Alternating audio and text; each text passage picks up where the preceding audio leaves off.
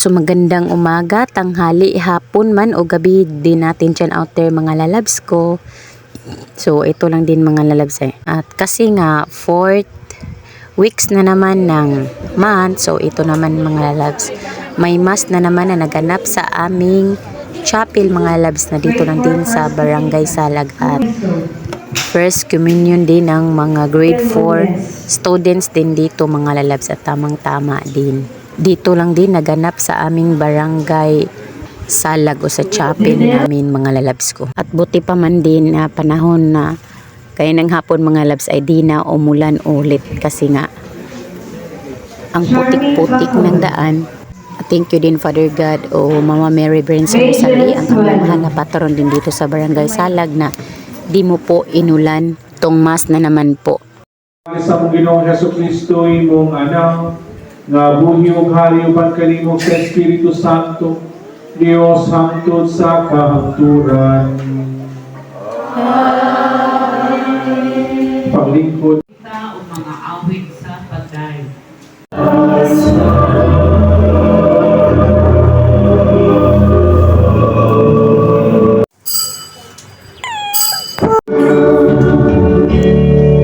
Ginoong Jesucristo naging ka sa mga apostoles, ang kalinaw ipilit ko kaninyo, nga kung kalinaw ihatag ko kaninyo, ay tanawa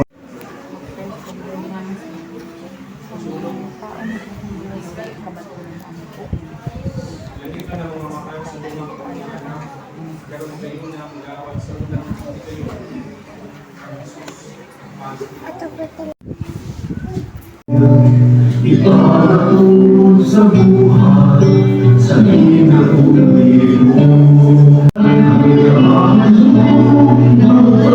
Wala ibang matulog, ikasalihan sa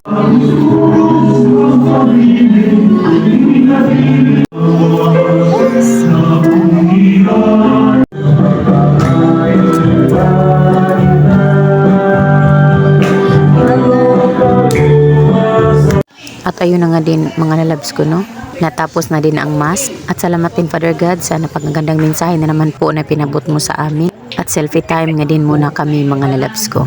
So thank you for watching and God bless us all. Babush!